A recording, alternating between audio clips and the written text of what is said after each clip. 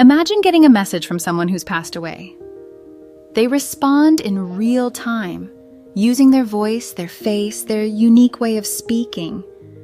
It sounds like science fiction, but with AI, this idea is becoming science fact.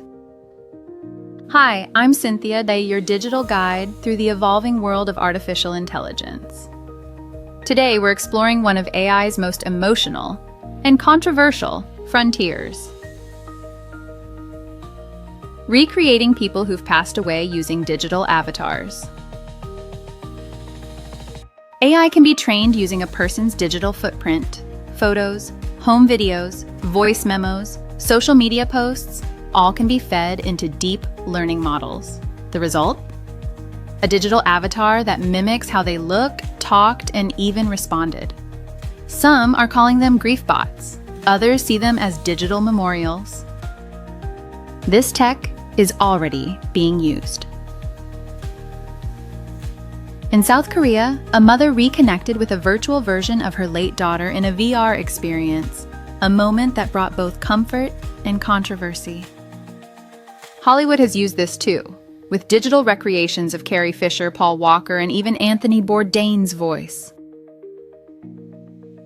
This is where things get complicated.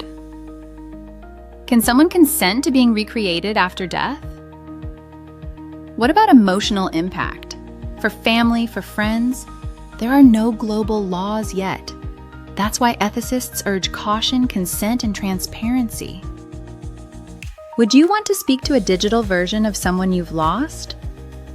Or have one of yourself created for loved ones in the future?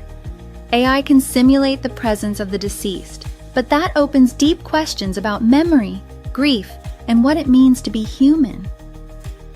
In our next episode, we'll explore: will AI change how we work forever?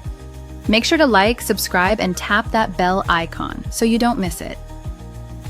Until then, stay thoughtful, stay curious, and always ask, not just what's possible, but what's right.